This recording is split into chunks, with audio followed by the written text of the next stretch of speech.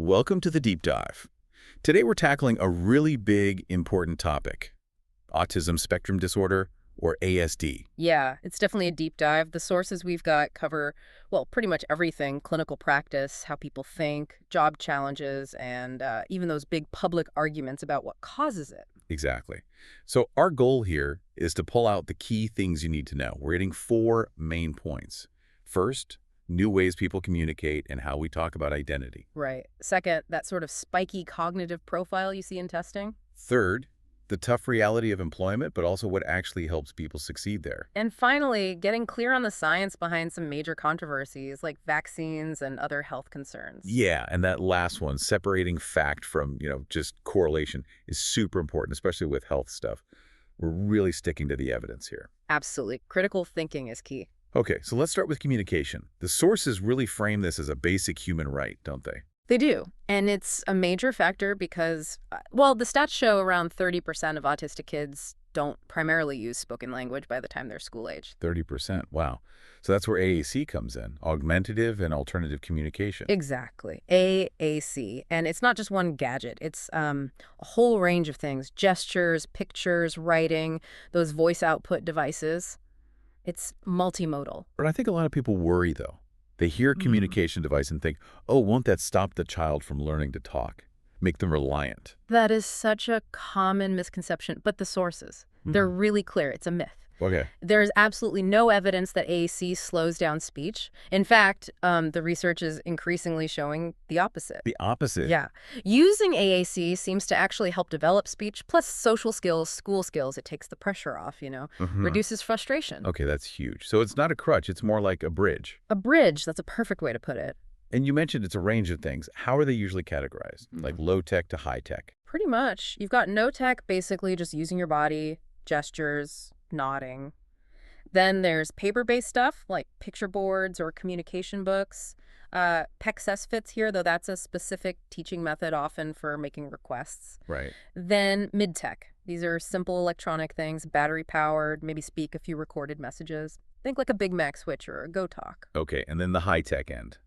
That's where things get really powerful. High-tech AAC. These are like computers, dedicated devices, or apps on tablets. They offer what we call robust communication. Robust meaning? Meaning access to a huge vocabulary, the ability to build complex sentences, to really talk about anything in any situation, not just asking for juice. Got it. But having the device isn't enough, right? The sources stressed how it's used. Oh, absolutely critical. Implementation is key. Three big things stand out. First, the device has to be there like all the time in every environment. Makes sense. Second, everyone around the person, teachers, parents, friends, needs to use aided language stimulation or ALS. What does that involve? It just means modeling. You talk while pointing to the symbols on the person's device. It's how you show them how the language works, just like talking to a baby helps them learn. Okay, modeling. And the third thing, something about interaction speed. Yes, this is so important and often overlooked. You have to increase wait time. Like, consciously pause for maybe twice as long as you normally would after you speak. Give them time to process and respond. Twice as long. That probably feels unnatural at first. It does. And related to that, try to comment more and ask fewer questions. It lowers the pressure. And a big one for high-tech systems: presume competence. Meaning don't underestimate them. Exactly. Don't limit their vocabulary or make overly simple pages thinking you're helping. You might actually be holding them back from saying everything they're capable of. This idea of respecting capability ties into that language debate, doesn't it? Identity first language, autistic person versus person with autism. Why the strong preference for autistic person from advocates? Yeah, groups like the Autistic Self-Advocacy Network argue that autism isn't like a disease you have, it's fundamental to who they are. It shapes how they experience the world. So it's part of their identity, like being tall or being artistic. Kind of, yeah. They feel person with autism suggests as something negative and separate, something you could or should remove, like saying person with cancer. Whereas autistic person affirms it as an integral part of their identity. It's a really important distinction for many people. I see. It reframes it completely. Okay, now let's totally shift gears and look inside. At the cognitive level, we hear a lot about different abilities in autism, but there was this big meta-analysis using the standard IQ tests, the Wechsler scales. Right, involving over 1,800 people. What did that actually show about a distinct autistic cognitive profile? It showed that classic spiky profile. So autistic kids and adults, their scores on complex thinking, verbal comprehension, nonverbal reasoning are generally right there in the average range. So the core intelligence, the reasoning ability is typically fine. Right. They've got the processing power, so to speak. But, and this is the crucial spike downwards, the big finding was a significant weakness in processing speed. How significant are we talking? We're talking about scores roughly one full standard deviation below average. That's a big drop. Puts them in the low average range, often below the 25th percentile compared to peers. One standard deviation. Wow. So if I'm picturing this right, it's like having a really fast computer processor, but it's connected by a really slow cable. It bottlenecks everything. That's actually a fantastic analogy. Yes, the information is there, the ability to figure things out is there, but getting it in and out, manipulating it quickly, that's the challenge. Do the sources say why processing speed is lower? Well, they suggest a couple of possibilities. It might relate to how different parts of the brain communicate over long distances, maybe less efficient connections. Or it could be partly the tasks themselves. Some processing speed tasks require really fast visual scanning and hand movements, like the coding subtest. Okay. And how does this compare to the profile for ADHD? People often lump them together. Yeah, but the cognitive profiles look quite different according to this analysis. For ADHD, the pattern was much less defined.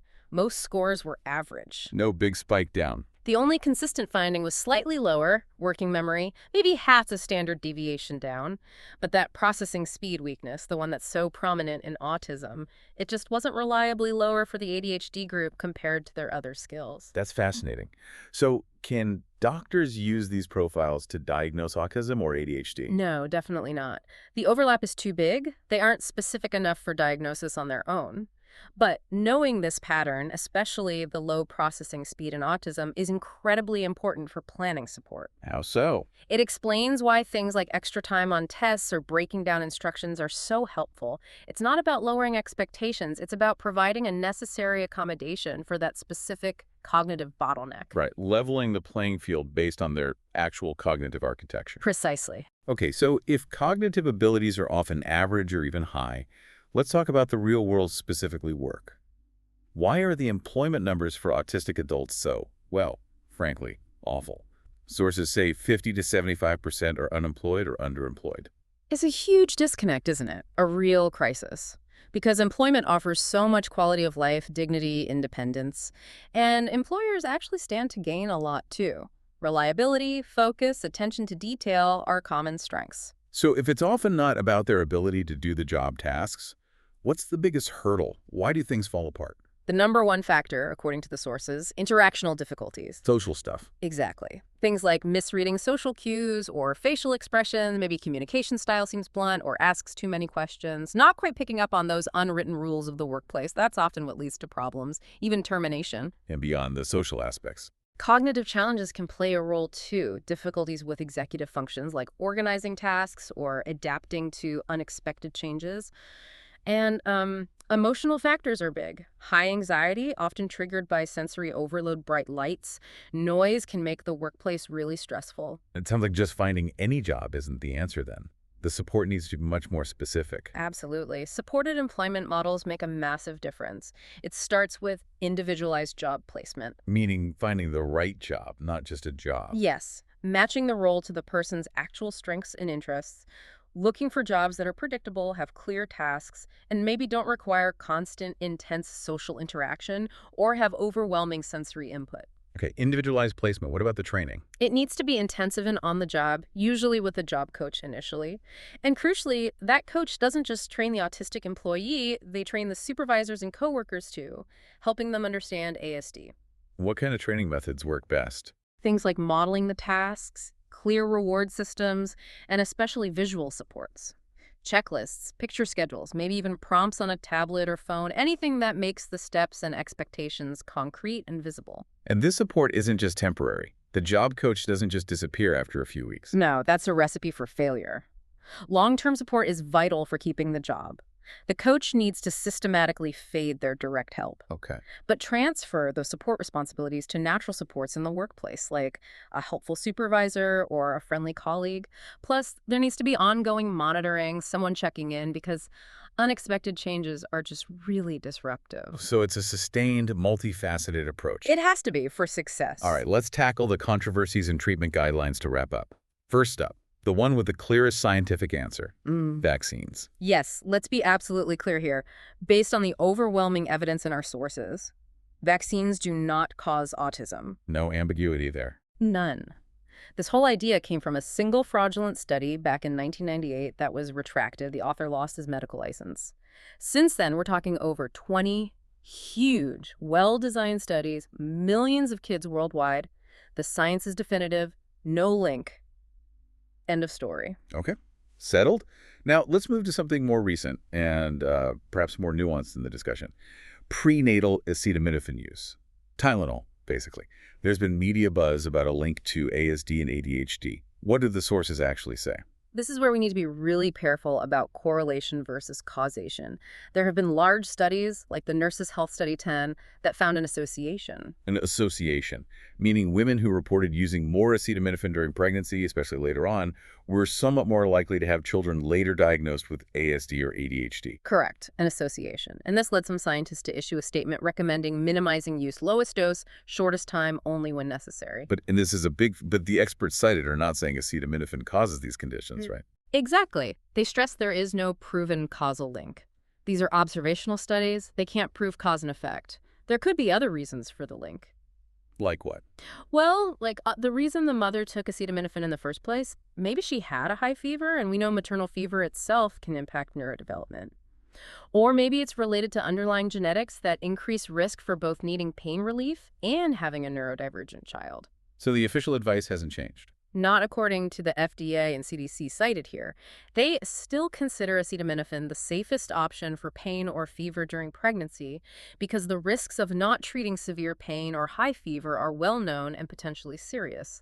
The risk from acetaminophen remains theoretical based on these association studies. Okay, that distinction is critical. Now, shifting to treatment after diagnosis. Autism rarely occurs alone, does it? That's right. Comorbidity is incredibly high. Over 95% of autistic people have at least one other condition. Things like intellectual disability, anxiety disorders, ADHD, epilepsy are very common. And that complicates treatment. It dictates the strategy because, and this is key, no medication treats the core symptoms of autism. So no pill for the social communication challenges or the repetitive behaviors. Correct. Medications are only used to manage those comorbid symptoms. Things like severe irritability, aggression, hyperactivity, debilitating anxiety. Are there specific meds approved? Only 2 are FDA approved specifically for autism-related irritability in kids and teens, risperidone and aripiprazole. What about meds for ADHD, since that's a common comorbidity, like stimulants?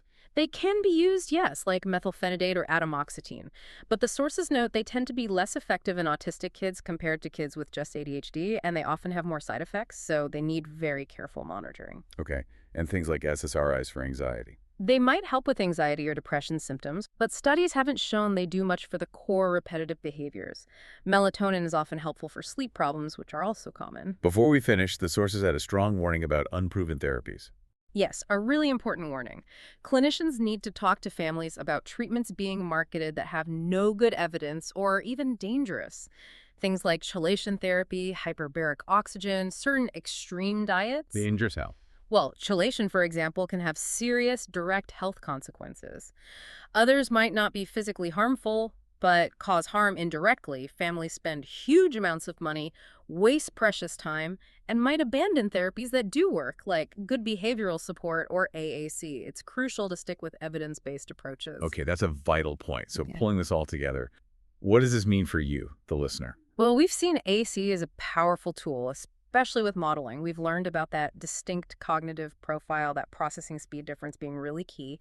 And we know job success isn't just about skills, but about the right sustained support for social and executive function needs. The big takeaway seems to be moving beyond just the label autism. Exactly. It's about understanding the specific pattern of strengths and challenges. Knowing about that processing speed difference, for instance, isn't just academic. It tells you why certain supports work and how to implement them effectively in real life. It bridges knowing what autism is to knowing how to help. Which brings us to our final thought. We learn processing speed is often significantly slower, maybe a full standard deviation lower, in autistic individuals. Yeah. And we learn that a key communication strategy is wait time, literally doubling response time. Right. Two fundamental points about timing and pace. So here's the question for you to think about. If our neurotypical world is built around speed and efficiency, what assumptions about pace in our schools, in our workplaces, do we need to challenge? If giving double the time is a key intervention, maybe the answer isn't always trying to make the individual faster, but perhaps making the environment more accommodating of different processing speeds. What needs to change systemically, not just individually? Something to consider.